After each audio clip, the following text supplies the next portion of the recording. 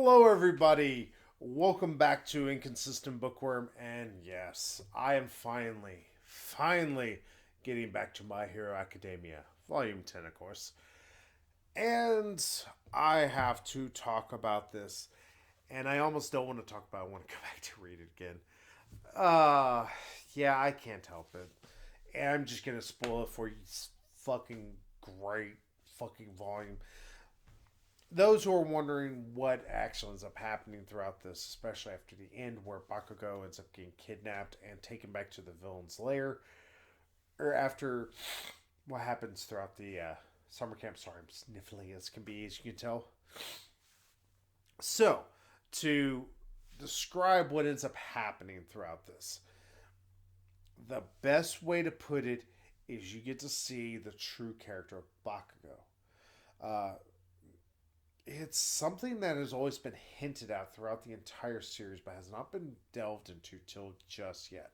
And not only that, but we also get a final reveal that I'm going to talk about here in a bit. But with Bakugo, we get to learn why he wants to be a hero. Because truly and honestly, he should be a villain, for lack of any other way to describe it. His actions are much more villainous in certain regards. He tends to be a lot more. That's the best way to put it. He tends to lean much towards, wanting to fight and wanting to actually solve things destructively. And knowing that, but it's like, well, why does he want to be a hero? It's like, why is he even trying to be a hero? Why doesn't he just use his powers for his own good, or his own point, which seems to be what he does? And it's because he looks up to All Might. He looks up to All Might almost as much, if not more, than Deku does. And that is truly one of the most interesting things about Bakugo.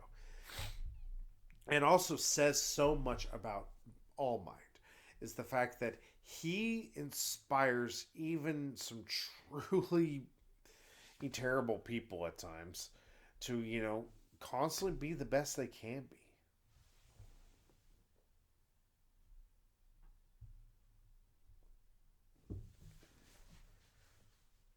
Budget jump cut. Sorry. My cat was messing with something. I was trying to figure out what he was messing with there. But yeah, so it's refreshing to keep seeing like that. Yeah, so All Might is truly an inspiration beyond even words can simply say, and you see it through the actions of all these different characters.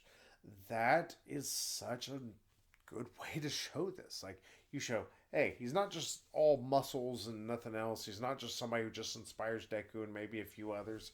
You don't just see it just with Endeavor, his own, dick measuring contest he's had with All Might. You see it through other characters who look up to All Might, and they have the ability and they're pretty much given the or given straight up. It's like, here, just join the dark side in all essence, and they say no. All Might shows that I can be better, shows that I should do better, that I can truly be the best that there is. That is such a simple kind of thing that it should be so easy, but it's so hard to portray it well. It's one of the reasons why I've said before I love Captain America. He's one of my favorite heroes because he's more than just a guy with a shield who throws it really hard. He is a symbol. He is a shining beacon of not just safety, but also of that of truth, justice, and on top of everything, doing the right thing. And that is the true, simple but very, very interesting idea behind All Might. It's not just about a guy who, has superpowers. It's a guy who wants to and always does what he believes is best. And despite all of that, there is still one guy who scares the ever living shit out of him by the end of it all. And that, of course, is not Tomura, the guy with the fucking hands all over his face and everything. But actually, we learn the true villain behind Tomura, who've been getting hinted at. And that, of course, is All for One, which Yes, I have fucked that up so many different times. One for all for one. I don't know what his name was, but I know for sure it's all for one. We get to finally see them revealed, and we get to see just the fear that he inspires. And we get to see him go up against not Deku, because the entire story is actually the kids decides like we got our asses handed to us. We made it out of the summer camp by the pure skin of our teeth after getting truly attacked by villains. We're gonna do this sneakily to try and help locate where our friend Bakugo is. And we're going to do the right thing and alert the other heroes. We're going to bring them in to do what is right. Well, we can't. First off, fuck me. That is such a smart thing that me kids would not think to do. They'd be like, oh no, we gotta save our friends, so we gotta do this. Hooray, dead. I'm dead now. But instead, they actually do, like I said, they do the right thing. They're trying to, locate this hideout from Tamaru. And on top of that, they are pretty much just there just to be our to see what's happening. They're us in all essence. They are the audience.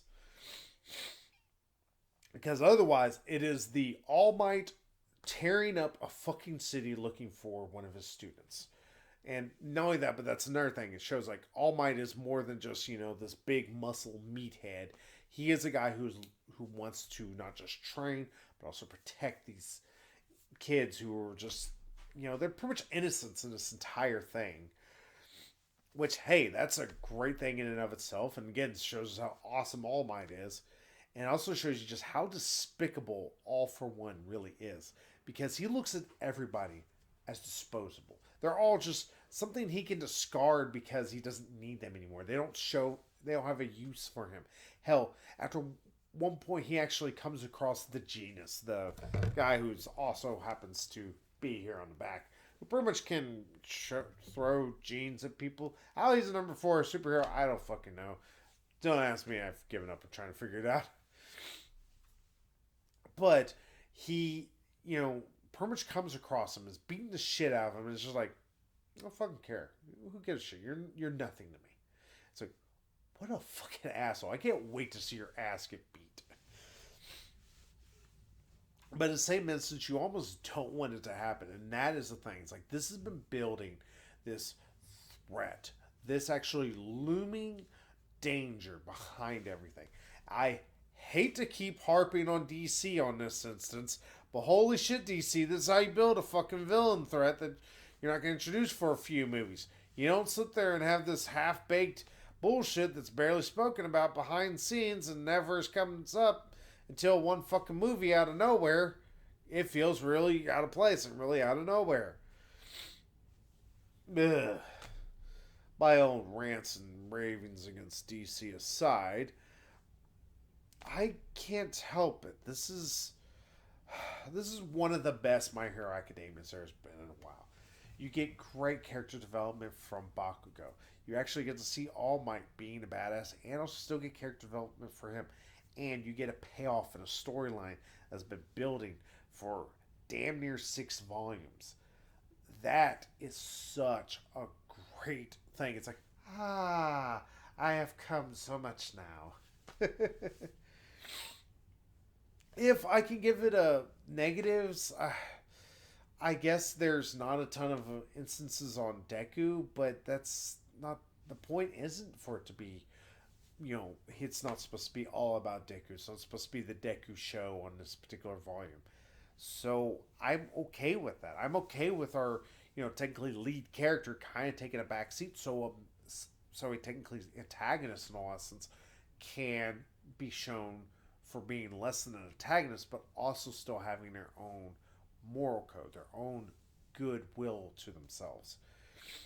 I'll take that a million times over half the year of horseshit that we get, where we have to deal with pervy jokes or shitty antagonists who just ha ha ha, I defeat you because you can't defeat me. Oh, you defeated me? How do you defeat me?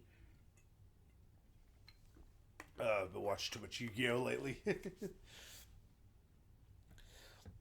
But yeah, I dug the shit out of this. My Hero Academia Volume 2, those who are wondering, like, at spots where you can almost get in, where this would, you could actually pick this up, I believe, and actually begin to read it. There's going to be some that you're not going to get as much as you really want to, but I do think there's more than enough to keep you enthralled to where you go, I want to go back and read some more of this. This is actually a spot where you first off, this feels like a turning point almost for a series where it's like, all right, well, here's where shit's gonna get real, because shit just got really fucking real. The realest of the real that ever reeled. Yeah, you can overlook any of the shit with the tournament, which was okay, just wildly meh at times, and instead you could just dig into this and fucking get one of the best stories that we still currently have going on. I pick it up. If you haven't picked it up, pick it up a billion more times. If you have picked it up, you should keep get more. Send it to your friends. Tell them to read My Hero Academia, Volume 10 especially. And if they fell out of it, it's like give them this, let them read it, and let them see. It's like, oh, so this is what I've been missing. Because yes, you've been missing a lot of goodness. So yeah, that's my review. Short, sweet, sorry to the point, and I can't help it. I'm sucking this manga's dick. It's that damn good. It's well deserving of it.